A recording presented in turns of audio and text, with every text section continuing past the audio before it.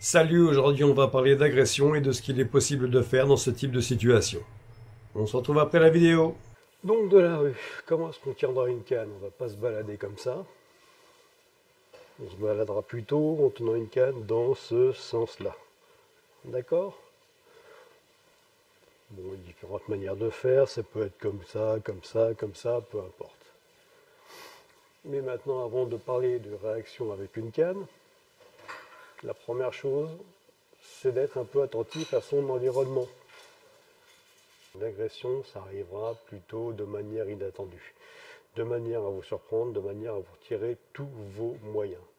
Donc la première chose, c'est la vigilance.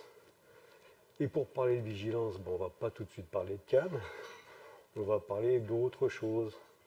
Notamment, ne vous promenez pas avec une tête de victime, en regardant si on vous pique vos pompes ou pas, ça c'est une très mauvaise chose. Le deuxième, c'est un accessoire que tout le monde a, c'est-à-dire un téléphone portable.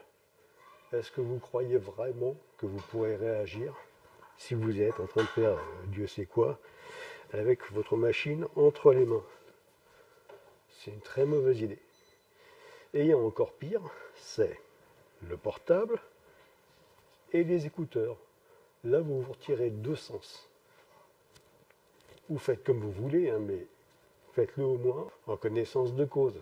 Vous savez que vous allez rudement vous compliquer la tâche en cas d'agression. Est-ce qu'on a vraiment besoin d'être connecté en permanence? J'en suis pas certain. Hormis quelques professions très précises, je ne pense pas que ce soit vraiment indispensable. Voilà, et ce préambule étant établi, on va voir un peu ce qu'on peut faire avec une canne. Vigilance, être attentif à ce qui nous entoure, aux gens qui nous entourent. Plus on pratique, plus on repère des regards, différentes attitudes qui nous alarment. À partir de là, on va aller au plus simple. Éviter.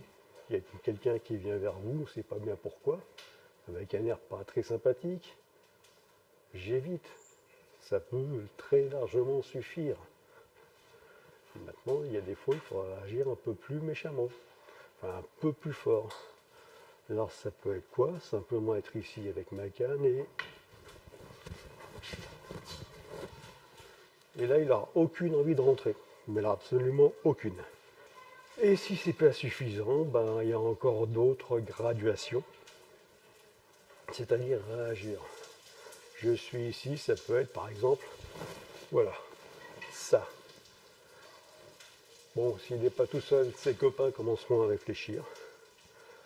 Autre chose d'envisageable, si vous arrivez à repérer tout ce petit monde suffisamment tôt, plutôt que de réfléchir canne, barrez-vous. Il n'y a rien à prouver à personne, il y a juste à rester vivant, en vie et en bonne santé. Le reste, peu importe. Hein. Voilà. Maintenant, on peut aussi très bien venir ici. Là, déjà, j'avertis. J'ai un bout de bois entre les mains, je peux m'en servir. Donc déjà, c'est moins simple. Il y a différentes manières de s'en servir. Alors, il y a les frappes assez classiques, hein, comme on a vu. Là, je peux l'utiliser des deux côtés. Je pourrais très bien, par exemple, venir ici, là, etc. Mais je peux aussi m'en servir de manière un peu ressort. C'est-à-dire, je tiens par exemple d'un côté, je vais vers l'avant et de ce côté-là, je recule. D'accord? Et quand je lâche, évidemment, ça part très vite et très fort. Pareil de l'autre côté. Et je peux très bien enchaîner les frappes comme ça. C'est très très efficace. N'oublie pas aussi qu'une canne, c'est un excellent bouclier. Mais ne préjugez pas non plus de l'avantage que ça peut vous donner. Je n'ai toujours pas donné de cours face à un couteau parce que j'estime que ça ne serait pas très réaliste de ma part. Oui, il y a des choses à faire, mais ça demande un entraînement de malade que la plupart des amateurs ne peuvent pas suivre. Face à un couteau, même avec une canne, barrez-vous. C'est le meilleur conseil que je puisse vous donner. Barrez-vous, partez le premier, courez plus vite et plus longtemps que l'autre. Et 3, gueulez au feu. Pourquoi au feu? Parce que au secours, les gens s'en foutent. Au voleur, ça ne marche pas terrible. Au feu, tout le monde se sent concerné et là, il y aura une réaction. Voici quelques conseils dont j'espère que vous n'aurez jamais besoin. Voilà, j'espère que ça t'a plu.